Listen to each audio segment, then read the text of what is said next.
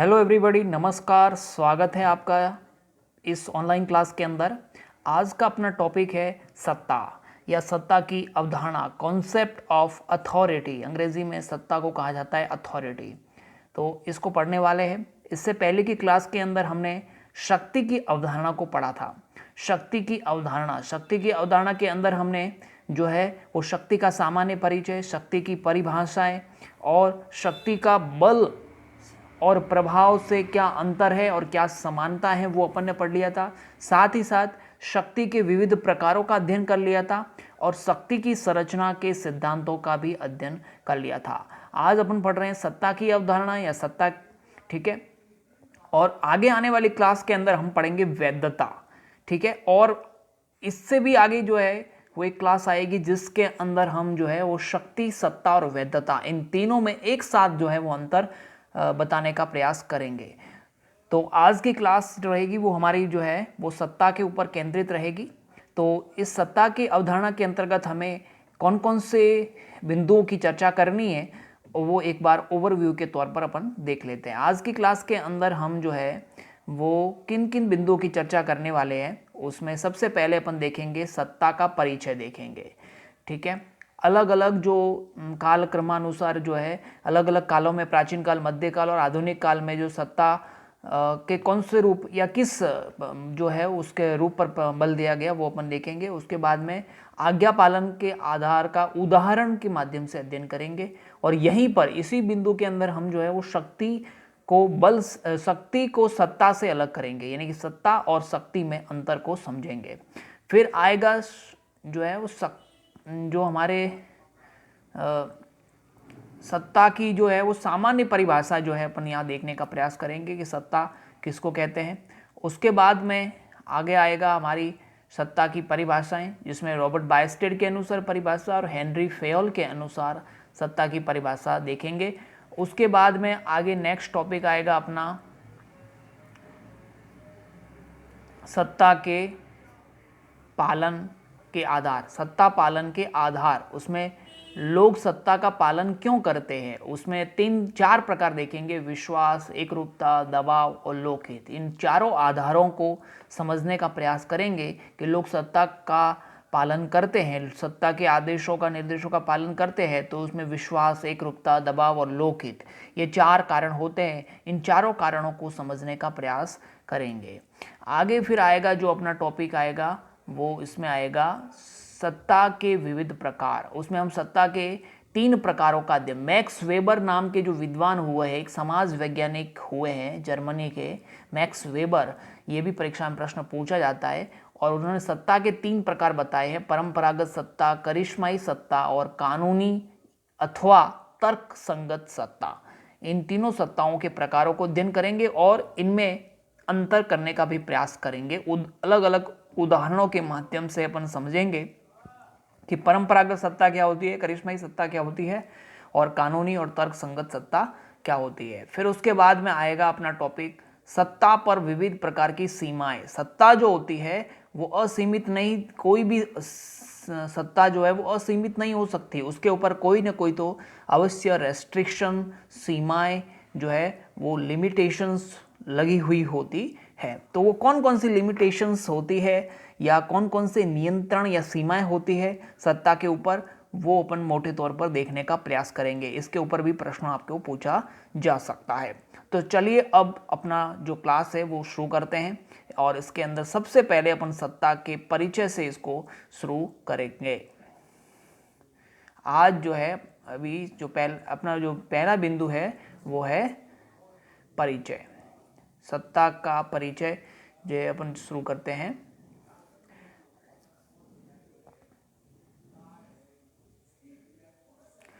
अब उसमें सबसे पहले आता है प्राचीन काल और आधुनिक काल। प्राचीन काल और आधुनिक काल, और प्राचीन काल और मध्यकाल और आधुनिक काल, इन तीनों कालों की अगर हम बात करें, प्राचीन काल, मध्यकाल और आधुनिक काल की चर्चा करें, तो आप देखेंगे कि ये जो प्राचीन काल है और मध्यकाल है, हमारा जो इतिहास है उसको 3 भागों में बांटा जाता है, ठीक है। तो प्राचीन काल और मध्यकाल है, उसके अंदर अपन देखेंगे तो इनमें शक्ति की अवधारणा जो है, कौन सी अवधारणा? शक्ति। शक्ति की अवधारणा पर ज्यादा बल दिया गया प्राचीन काल और मध्यकाल में। और आपको यह भी पता होना चाहिए कि प्राचीन काल और मध्यकाल की जो शासन व्यवस्थाएं होती थी वो कैसी होती थी? राजतंत्रात्मक शासन व्यवस्था होती थी या तानाशाही व्यवस्थाएं होती थी, और उसमें शक्ति पर बल दिया गया था, शक्ति को ज्यादा महत्व दिया गया था।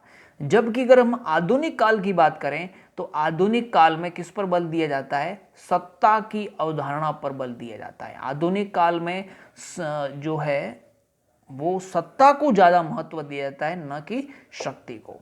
अब आपको निश्चित रूप से यह प्रश्न होगा कि शक्ति और सत्ता में क्या भेद है, तो वो आगे आने वाले बिंदुओं के अंदर हम यह भी चर्चा कर लेंगे कि शक्ति क्या होती है और सत्ता, इन दोनों में क्या फर्क है, वो आपको क्लियरली समझ में आ जाएगा। ठीक है, अभी आपको इतना याद रखना है कि प्राचीन मध्यकाल के अंदर, प्राचीन काल और मध्यकाल के अंदर शक्ति को ज्यादा महत्व दिया जाता था, जबकि आधुनिक काल के अंदर जो है वो सत्ता को ज्यादा महत्व दिया जाता है। प्राचीन काल के और मध्यकाल की अगर हम बात करें तो प्राचीन मध्यकाल के अंदर जो है, प्राचीन काल और मध्यकाल के अंदर कौन सी शासन व्यवस्था होती थी? राजतंत्र हुआ करते थे। ठीक है, एक राजा होता था और उसकी वो जो है वो पूरे देश के अंदर या राज्य के अंदर जो है शासन व्यवस्था भी वही चलाता था, कानून व्यवस्था भी वही चलाता था। कहने का मतलब यह है कि कानून भी वही बनाता था, कानून लागू भी वही करता था और न्याय भी वही करता था। राजतंत्रात्मक व्यवस्था हुआ करती थी, इसीलिए जो था शक्ति की अवधारणा जो है वो महत्वपूर्ण है। प्राचीन काल की अगर आप बात करें तो और मध्यकाल की बात करें तो वहाँ शक्ति की अवधारणा महत्वपूर्ण है। वही आधुनिक काल की बात करें तो आधुनिक काल में जो है शासन व्यवस्था, मैंने आपको बहुत बार बताया हुआ है कि आधुनिक काल में जितने भी देश हैं उन देशों के अंदर, बहुत सारे देशों के अंदर जो है लोकतंत्र लागू हो चुका है। तो वहाँ पर लोकतंत्रात्मक शासन व्यवस्था है, और लोकतंत्र जहाँ पर भी होगा वह शक्ति की बजाय, याद रखिए, वहां शक्ति की बजाय सत्ता को महत्व दिया जाता है। शक्ति का प्रयोग नहीं किया जाता है बल्कि सत्ता को महत्व दिया जाता है। सत्ता की अवधारणा महत्वपूर्ण हो जाती है, यह आपको पता होना चाहिए। तो प्राचीन और मध्यकाल की बात करें तो वहां राजतंत्र है और राजतंत्र में शक्ति पर बल दिया जाता है, बल से काम किया, शक्ति से जो है वो सब सारे काम लिए जाते हैं। जबकि आधुनिक काल के अंदर लोकतंत्र शासन जो है शासन व्यवस्था होती है और वहां सत्ता को महत्व दिया जाता है। आगे हम देखेंगे, अब यह भी आपको पता होना चाहिए कि शक्ति प्रत्येक जगह सही नहीं हो सकती, प्रत्येक काम शक्ति से नहीं संपादित हो सकता। आपको कोई भी काम करना है तो प्रत्येक काम शक्ति से नहीं हो सकता। कई बार शक्ति, क्योंकि शक्ति जो है से किया गया काम जो है लोग वो मन से स्वीकार नहीं करते। शक्ति से कोई भी काम होगा तो हो सकता है कि वो काम जो है वो मन से लोग स्वीकार नहीं करेंगे, बल्कि वो भय से स्वीकार करेंगे, मजबूरी के कारण स्वीकार करते हैं। लोग डर से स्वीकार करेंगे उस आदेश को।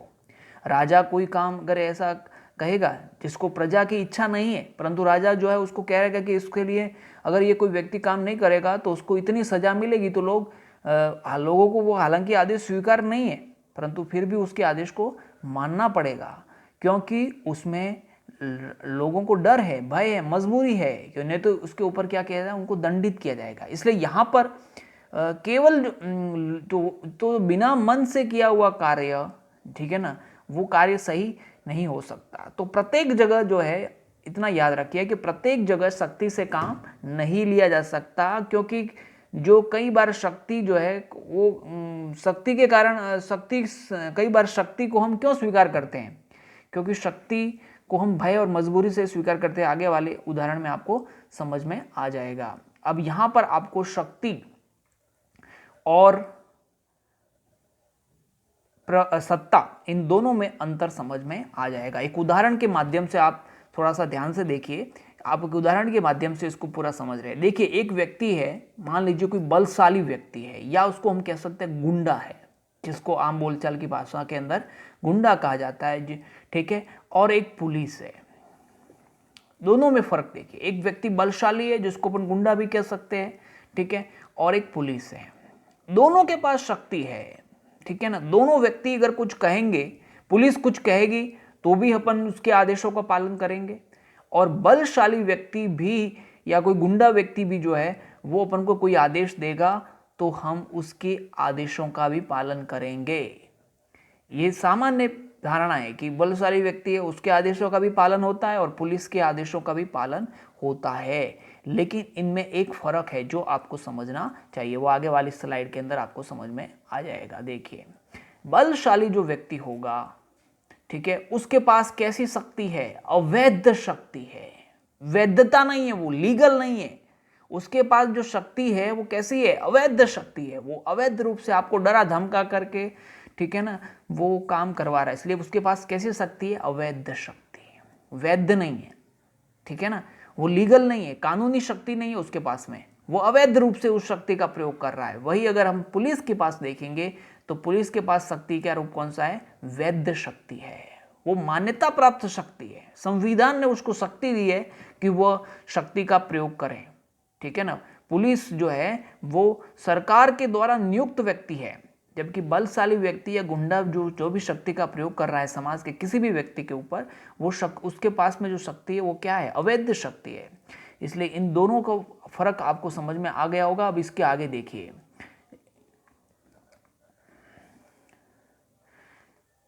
बलशाली व्यक्ति के या गुंडे के जो पास जो अवैध शक्ति है उसका हम पालन क्यों कर रहे हैं? क्योंकि हम उसका पालन कर रहे हैं भय से, शक्ति के भय से हम उसके आदेश का पालन कर रहे हैं कि कहीं वो हमें चोट नहीं पहुंचा दे, इसलिए उसका आज्ञा का पालन कर रहे हैं। देखिए, बहुत ही फर्क है इसके अंदर। जो बलशाली व्यक्ति या जिसको हम कह सकते हैं गुंडा कह रहे हैं, वो भय, उसके आदेशों का पालन कर रहे हैं, भय से कर रहे हैं अपन, ठीक है ना, उसकी जबकि अगर हम पुलिस की बात करें तो पुलिस के आदेशों का पालन क्यों कर रहे हैं? सहमति से। हम उसकी सहमति से कर रहे हैं, हम सहमति से कर रहे हैं, हमारी सहमति है, क्योंकि ये व्यक्ति क्या है? सरकार के द्वारा नियुक्त है। सरकार ने उसको शक्ति दी है कि जहां जहां कहीं पर भी जुर्म होता है वो वहां पर शक्ति का प्रयोग कर सकता है। मतलब उसके पास शक्ति कैसी है? वैध है। और उसके आदेशों का पालन अपन बल से या भय से नहीं, उसका आदेशों का पालन हम भय से, डर से नहीं कर रहे हैं, बल्कि स्वेच्छा से कर रहे हैं, क्योंकि हम उसको क्या मान रहे हैं? सही मान रहे हैं। पुलिस के पास जो शक्ति है उसको वैध मान रहे हैं, और वैध मान करके सहमति से, अपनी सहमति से जो है आज्ञा का पालन कर रहे हैं, ठीक है। क्योंकि वो ऐसा अपन क्यों मान रहे हैं? क्योंकि उसको शक्ति दी है, संविधान के द्वारा प्रदत्त शक्ति के द्वारा वो जो पुलिस का जो पद धारण किया है, इसलिए उसको आज्ञा का पालन कर रहे हैं। तो यहां पर क्लियरली आपको समझ में आ गया होगा कि इस गुंडे के पास में कैसी शक्ति है? अवैध शक्ति, जबकि पुलिस के पास कैसी शक्ति है? वैध शक्ति, संविधान द्वारा, सरकार द्वारा प्रदत्त शक्ति है। इसलिए इसके आदेशों का पालन हम कैसे कर रहे हैं? स्वेच्छा से कर रहे हैं, और स्वेच्छा से कर रहे हैं, इसीलिए यहां पर फर्क नजर आ जाएगा। यही याद रखना है कि यहां पर आपको अब क्लियरली समझ में आ जाएगा क्या लिखा हुआ है? शक्ति प्लस वैधता। शक्ति के साथ में जो वैधता जुड़ जाती है, वैधता मतलब समझ में आ गया ना, लीगलिटी जुड़ गई। कहने का मतलब वो व्यक्ति जो है उसके पास जो शक्ति है वो वैध है, उसको वो जो शक्ति का प्रयोग कर रहा है वो कानूनी रूप से सही, संवैधानिक रूप से वो जो है शक्ति उसके पास में है वो संविधान ने दी है उसको, ठीक है ना। तो वैध है, तो वो क्या बन जाती है? सत्ता बन जाती है। शक्ति के साथ जब वैधता जुड़ जाती है तो सत्ता बन जाती है। स्पष्ट लिखा हुआ है, शक्ति में जब वैधता जुड़ जाती है तब सत्ता बन जाती है। इसके आगे याद रखना है,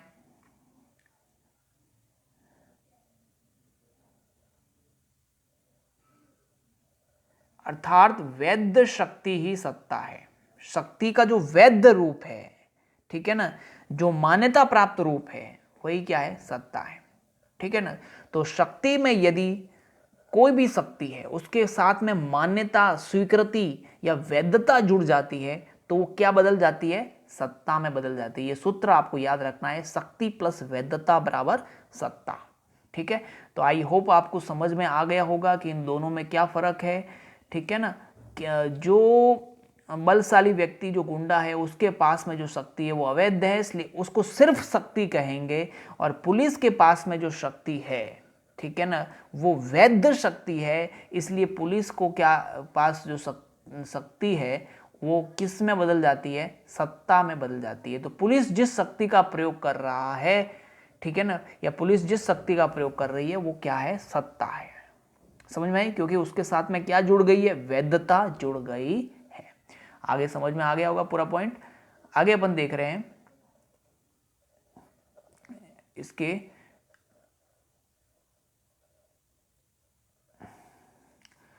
इसलिए सत्ता किसी व्यक्ति, संस्था, नियम और आदेश का ऐसा गुण है, किसी व्यक्ति का, संस्था का, नियम का या आदेश का ऐसा गुण है जिसके कारण उसको हम क्या कर लेते हैं, सही मानकर स्वेच्छा से उसके निर्देशों या आज्ञा का पालन किया जाता है। जिसके कारण से उसके मतलब सत्ता जो है किसी व्यक्ति, संस्था, नियम, आदेश का ऐसा गुण है जिसके कारण उसको हम सही मान लेते हैं और स्वेच्छा से उसके आज्ञा का पालन करते हैं। स्वेच्छा से कर रहे हैं, दबाव में नहीं कर रहे हैं, डर से नहीं कर रहे हैं। जैसे किसी गुंडे का आदेश का पालन कर रहे थे, वो डर से कर रहे थे। लेकिन अगर हम डर से नहीं कर रहे हैं बल्कि सहमति, अपनी सहमति से कर रहे हैं, स्वेच्छा से कर रहे हैं, उसको सही मान के कर रहे हैं, तो वो क्या है, सत्ता है। ठीक है, तो सत्ता किसी व्यक्ति, संस्था, नियम, आदेश का ऐसा गुण है जिसके कारण उसको सही मानकर स्वेच्छा से उसके आदेशों या आज्ञा का पालन किया जाता है। तो आपको क्लियरली समझ में आ गया होगा सत्ता क्या है। आगे अपन जो है वो परिभाषाएं देखेंगे। जो ये परिभाषाएं अलग अलग विद्वानों ने जो सत्ता की अलग अलग परिभाषाएं दी है, सामान्य अर्थ तो आपको समझ में आ गया होगा कि जब शक्ति के साथ में जो वैधता जुड़ जाती है तो वो किस में बदल जाती है, शक्ति के साथ में जब वैधता जुड़ जाती है तो वो सत्ता में बदल जाती है। आगे अपन देखेंगे रॉबर्ट बायस्टेड के अनुसार जो है वो सत्ता की क्या परिभाषा है। तो ये परिभाषाएं जो है वो पूछी जाती है परीक्षा के अंदर, बोर्ड परीक्षा के अंदर जो है 2 साल पहले हेनरी फेयोल की परिभाषा पूछी जा चुकी है कि हेनरी फेयोल के अनुसार सत्ता की परिभाषा लिखिए। तो हो सकता है अगले आने वाले पेपरों के अंदर बायस्टेड की परिभाषा भी पूछी जा सकती है। याद रखना है, सत्ता शक्ति के प्रयोग का संस्थात्मक अधिकार है। सत्ता जो है वो शक्ति के प्रयोग का संस्थात्मक अधिकार है, संस्थात्मक अधिकार है। यहां पर रॉबर्ट बायस्टेड ये कह रहे हैं कि सत्ता जो है वो किस में रहती है, किसी संस्था में रहती है, मतलब किसी संस्था के अंदर रहती है और वो संस्था क्या करती है, शक्ति का प्रयोग करती है। ठीक है, और वो शक्ति का प्रयोग कैसे कर रही है, अधिकार पूर्वक प्रयोग कर रही है, अधिकार पूर्वक। ठीक है ना, क्योंकि उसको संविधान ने वो शक्ति दी है कि वो उस शक्ति का प्रयोग करें। जैसे उदाहरण के लिए अपन देख सकते हैं कि सरकार का जो विधायिका है जिसको व्यवस्थापिका कहा जाता है, वो व्यवस्थापिका का क्या काम है, कानून निर्माण का काम है। वो एक प्रकार की संस्था है। व्यवस्थापिका क्या है, संस्था है। और वो किसका प्रयोग कर रही है, किस शक्ति का प्रयोग कर रही है, कानून निर्माण की शक्ति का प्रयोग कर रही है। क्यों कर रही है, क्योंकि उसको अधिकार मिला हुआ है। कहां से मिला हुआ है, संविधान के द्वारा, कि वो कानून का निर्माण करे। तो सत्ता जो है वो शक्ति के प्रयोग का संस्थात्मक अधिकार है।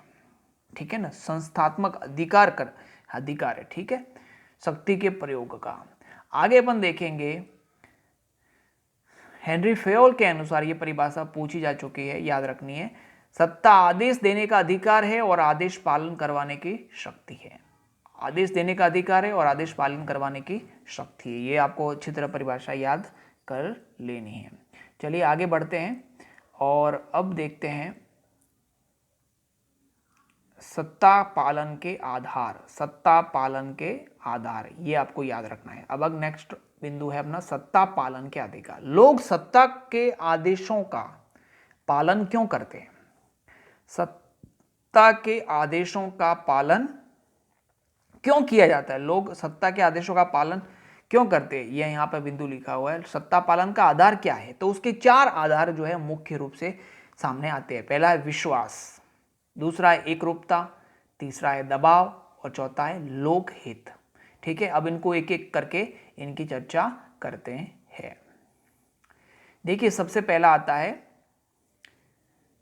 विश्वास। सबसे पहला आता है विश्वास।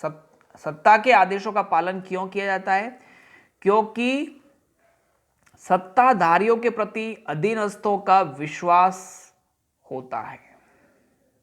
ये मान लीजिए जो है सत्ताधारी है और ये जो है वो अधीनस्थ है। ये क्या है, अधीनस्थ है, और ये क्या है, सत्ताधारी है। माना कि तो ये उसके ऊपर क्या कर रहे हैं, सत्ता का प्रयोग कर रहे हैं, उसको आदेश दे रहे हैं, क्या, ठीक है ना, ये क्या कर रहे हैं, आदेश दे रहे हैं।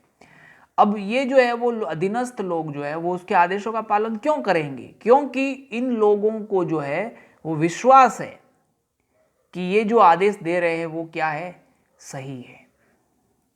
विश्वास है कि ये कभी गलत आदेश नहीं दे सकते, इसलिए जो है वो, जैसे कि उदाहरण के लिए आपके स्कूल के अंदर जो हमारे शिक्षक होते हैं, ठीक है ना, शिक्षक होते हैं, वो आपको कोई ना कोई आदेश देते हैं कि आप ऐसा काम करो, ऐसा काम करो, ठीक है। तो वो एक प्रकार से वो क्या है, और हम उनके आदेशों को सही मान करके उनकी आज्ञा का पालन करते हैं, तो ये क्या है, विश्वास है। और ये विश्वास जितना गहरा होगा, आगे वाली लाइन देखिए, ये विश्वास जितना गहरा होगा, सत्ता का पालन उतना ही सरलता से होगा, इतना ही दृढ़ता से होगा, इतना ही तीव्र गति से होगा। विश्वास, जो सत्ता है वो सत्ता का प्रयोग करने वाला व्यक्ति है, और दूसरा जिसके ऊपर सत्ता का प्रयोग किया जा रहा है, जिसको हम क्या कहेंगे, अधीनस्थ कहेंगे। जो सत्ताधारी है, जो सत्ता का प्रयोग कर रहा है, ठीक है ना, और इन अधीनस्थ, इन दोनों के बीच में जो विश्वास है वो गहरा होगा, तो सत्ता पालन जो है उतना ही सरलता से होगा, ठीक है। दूसरा जो बिंदु है वो है जनता एक रूपता। दूसरा क्या है, एक रूपता। अब जनता के विचारों में और राज्य के आदर्शों में एक रूपता हो, कहने का मतलब ये, राज्य क्या करता है, हमारे ऊपर सत्ता का प्रयोग करता है, और जनता जो है उसके ऊपर, जिसको अधीनस्थ कह सकते हैं, उसके ऊपर क्या किया जाता है, सत्ता का प्रयोग किया जाता है। अब उन दोनों के विचार जो है, ठीक है ना, विचारों में एक रूपता होगी तो सत्ता पालन उतना ही आसानी से होगा, ठीक है।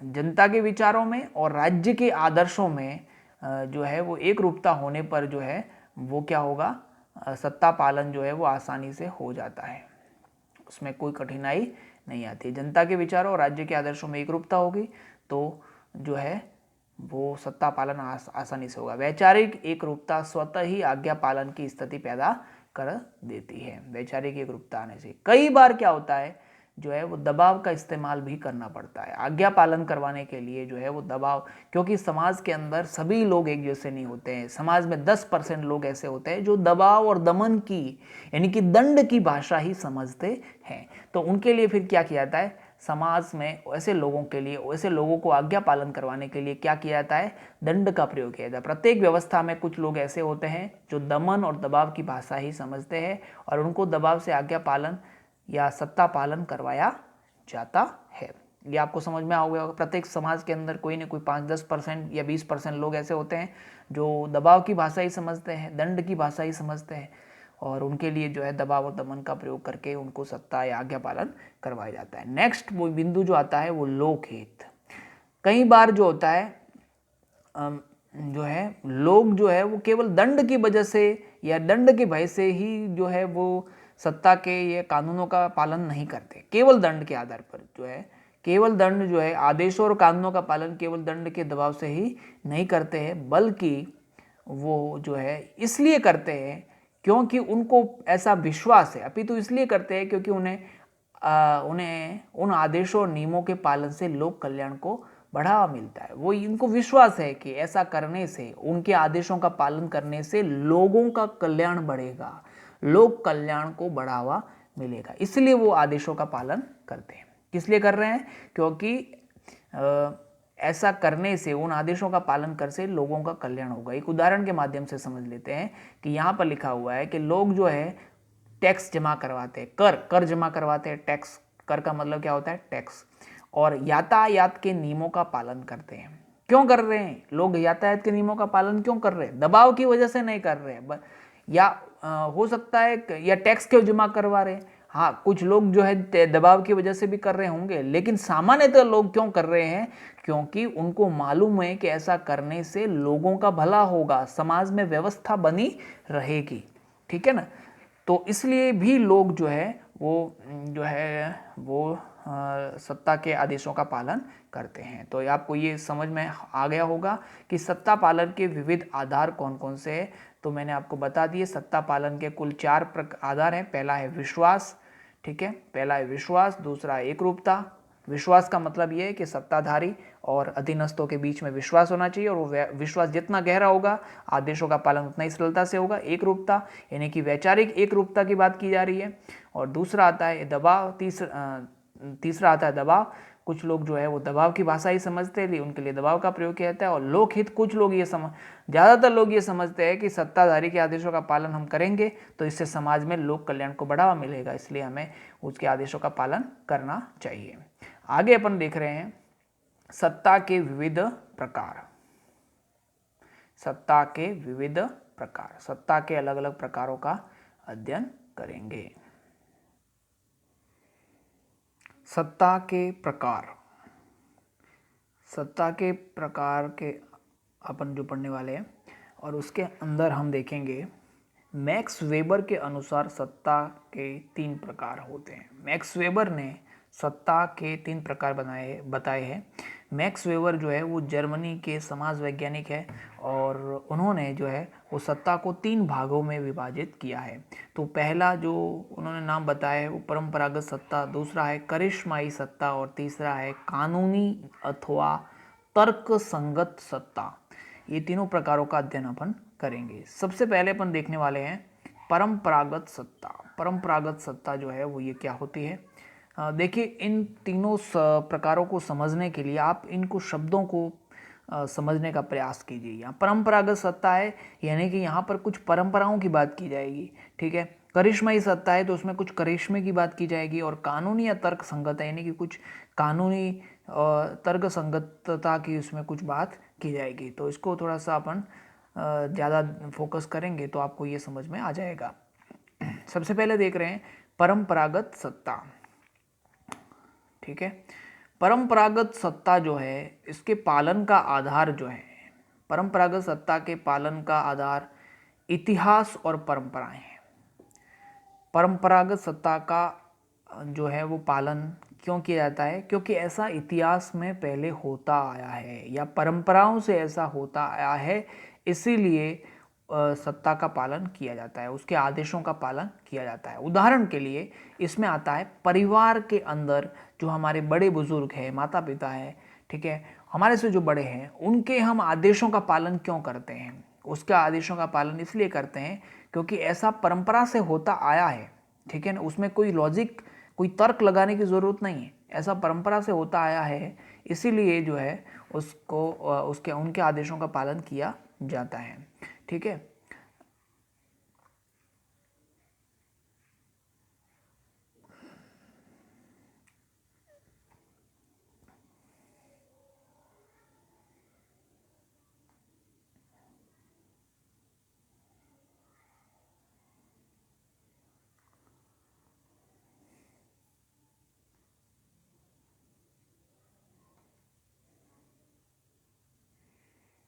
इसमें जो महत्वपूर्ण बिंदु वो याद रखना है, इसके अनुसार जो व्यक्ति या वंश परंपरा से सत्ता का प्रयोग कर रहा है, कोई भी व्यक्ति जो या व्यक्ति हो या वंश हो परंपरा से सत्ता का प्रयोग कर रहा है, उसके पास सत्ता बनी रहनी चाहिए, ऐसा माना जाता है। परंपरागत सत्ता में ये माना जाता है कि अगर वंश परंपरा से कोई राजा है तो उसका बेटा भी राजा होना चाहिए, उसका बेटा भी आगे राजा होना चाहिए, और वो सत्ता का प्रयोग करना चाहिए, ठीक है ना।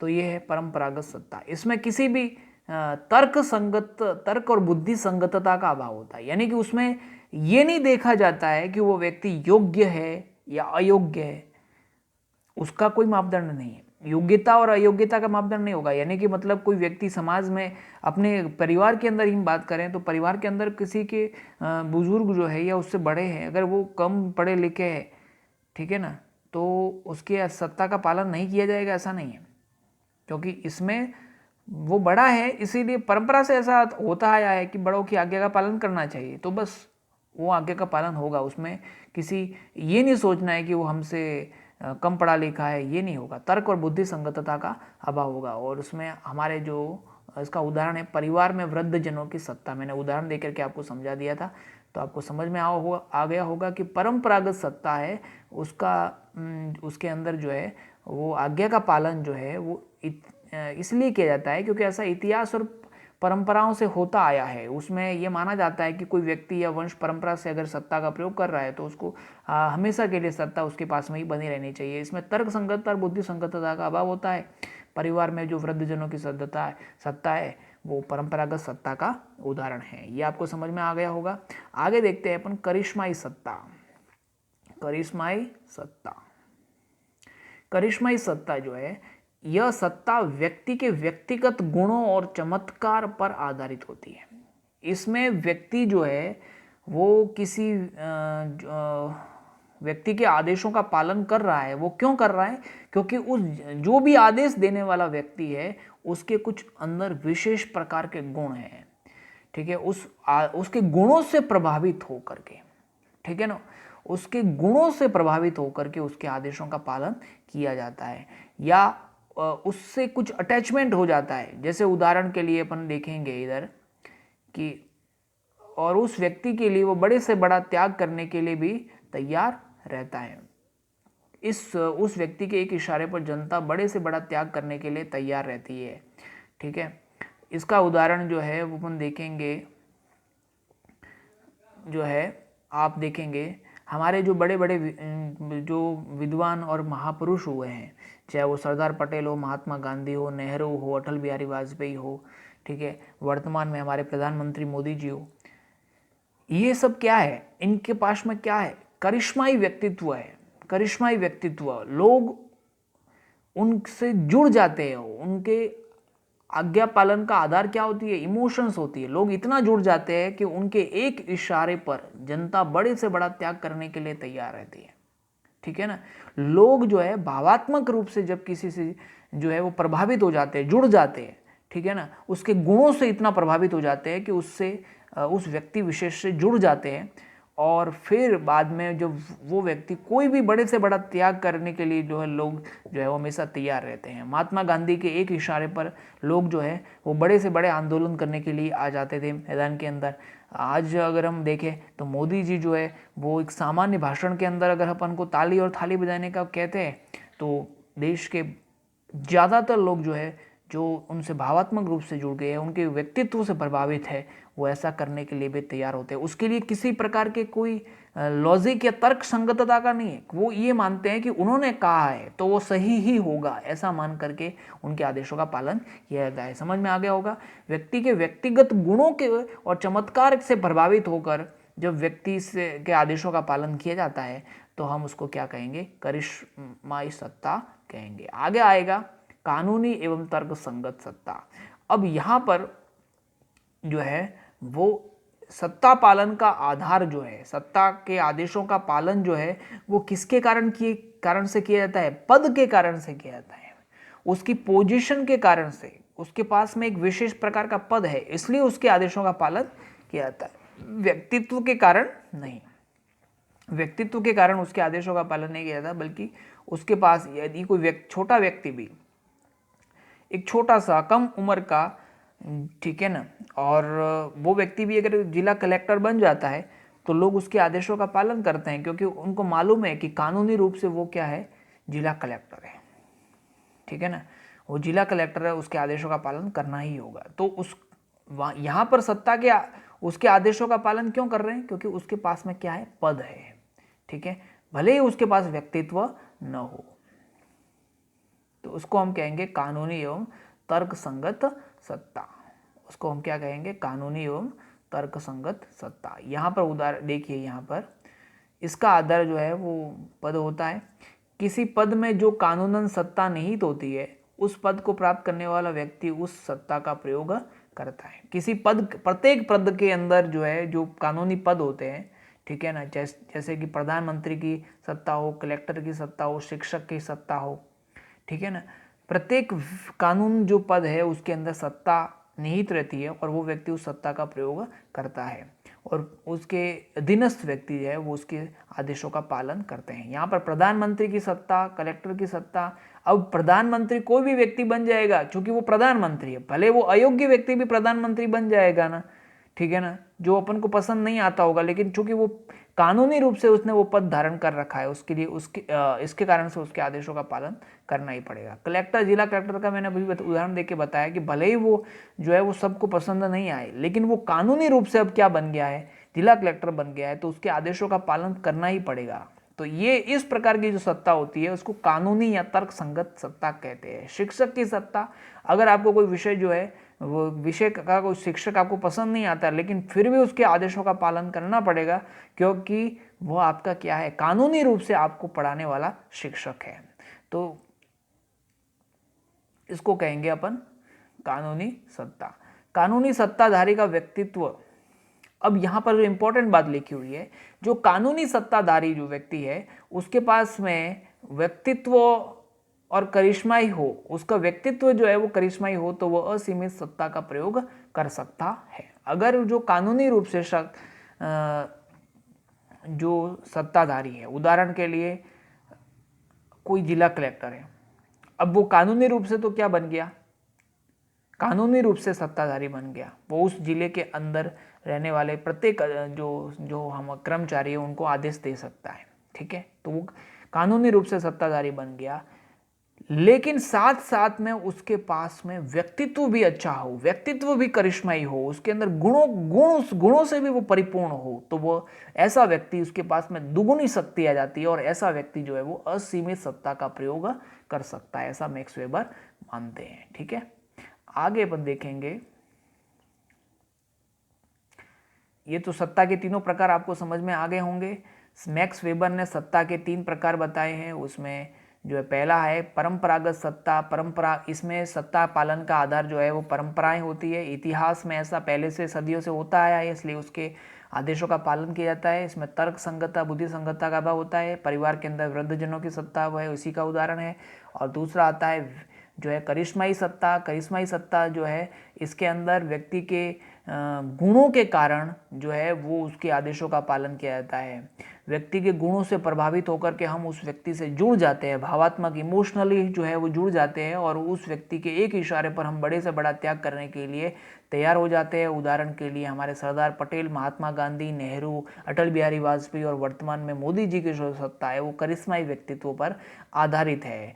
आगे अपन देखेंगे इसमें कानूनी एवं तर्क संगतता जो मैंने देख ली थी, और उसमें जो था कि उसमें जो सत्ता जो है वो आदेश देती है या उसके आज्ञा का पालन होता है वो किसके कारण से होता है, उसकी पद के कारण होता है। उस पद पर बैठा हुआ व्यक्तित्व भले ही वो कमजोर व्यक्तित्व का होगा, फिर भी उसके आदेशों का पालन किया जाएगा, क्योंकि वो कानूनी रूप से क्या है, वो उस सत्ता का प्रयोग करने वाला है। चाहे वो प्रधानमंत्री के, मैंने उदाहरण देके बताया कि प्रधानमंत्री के पद पर, जिला कलेक्टर के पद पर कोई व्यक्ति जो है कमजोर व्यक्तित्व वाला व्यक्तित्व भी पद पर बैठ जाएगा तो भी उसके आदेशों का पालन किया जाएगा, क्योंकि वो कानूनी रूप से क्या है, उस सत्ता का प्रयोग करने वाला है।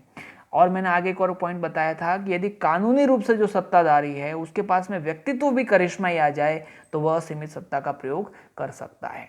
ये आपने समझ लिया। अब लास्ट में अपन देखेंगे, बोर्ड परीक्षा में भी इस टाइप के प्रश्न बहुत पूछे जाते हैं, इसलिए इसको आपको थोड़ा याद रखना है कि सत्ता पर सीमाएं, सत्ता पर सीमाएं ये अपना अंतिम बिंदु है। सत्ता पर सीमाएं, सत्ता पर कौन कौन सी सीमाएं लगी रहती है, कोई भी जो सीमा हो, चाहे वो कोई भी शक्ति हो या सत्ता हो, ठीक है ना, वो असीमित नहीं हो सकती। असीमित सत्ता जो है वो लंबे समय तक टिक नहीं सकती। तो सत्ता को भी जो है कुछ दायरों में, कुछ मर्यादा के अंदर रहना जरूरी है। मैक्स वेबर के अनुसार सत्ता का कोई जो है उसके ऊपर जो है कौन कौन से सीमाएं लगी रहती है वो याद रखना है। देश के संवैधानिक कानून, सत्ता का प्रयोग जो होगा वो देश के संवैधानिक कानून के दायरे में रह करके करेंगे। दूसरा, उस संस्कृति के, ठीक है, दायरे में रह के करना है। मूल्यों और परंपराओं के दायरे में रह के करना है। और नैतिकता, नैतिक अवधारणाओं के सापेक्ष रहकर ही काम करना होता है। यानी कि ये सारी जो है वो सत्ता पर क्या लगती है, सीमाएं लग रही है।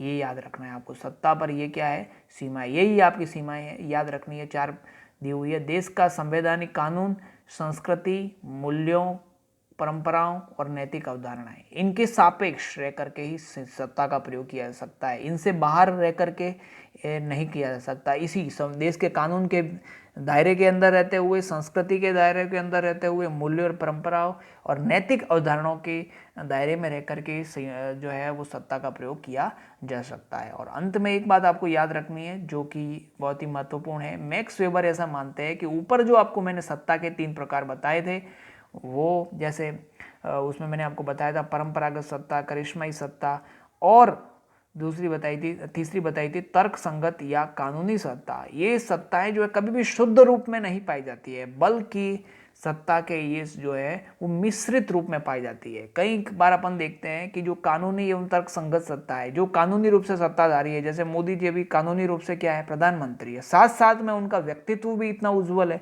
इतना उच्च है कि जो है उसके अंदर करिश्माई सत्ता भी आ जाती है। ठीक है, कई बार अपन देखते हैं कि अपने परिवार के अंदर जो है वो बड़े बुजुर्ग होते हैं, वो क्या है, किसका उदाहरण है, परंपरागत सत्ता का उदाहरण है, लेकिन उसके साथ साथ में उनका व्यक्तित्व भी इतना उच्च होता है कि उसमें करिश्माई सत्ता भी मिक्स हो जाती है। ठीक है, तो इस प्रकार सत्ता का जो कोई शुद्ध रूप नहीं पाया जाता, बल्कि ये सत्ता के मिश्रित रूप पाए जाते हैं। तो आज की क्लास में अपन ने जो है सत्ता पर सीमाएं, सत्ता के अलग अलग प्रकारों का अध्ययन कर लिया अपन ने। ठीक है, सत्ता के 3 प्रकारों का अध्ययन कर लिया, और सत्ता पालन के जो 4 आधार हैं, ठीक है ना, उसमें अपन ने देखा कि विश्वास, एकरूपता, दबाव और जो है वो लोकहित, इन चारों को अध्ययन कर लिया। उसके बाद में सत्ता की परिभाषाएं देख ली, रॉबर्ट बायस्टर और हेनरी फेरो के अनुसार सत्ता का सामान्य अर्थ देख लिया, और अपन ने जो है सत्ता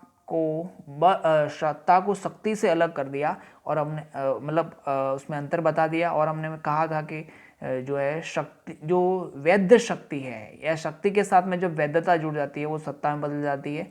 ये अपन ने समझ लिया था और इसका सामान्य परिचय भी देख लिया था। तो आज की क्लास में इतना ही, मिलते हैं अगली क्लास के अंदर। आप इस वीडियो को देखिए और कोई समस्या हो तो मुझे मैसेज कर सकते हैं, फ़ोन कर सकते हैं। ठीक है, अगली क्लास के अंदर अपन देखेंगे वैधता। ठीक है, तो तब तक के लिए धन्यवाद, गुड बाय।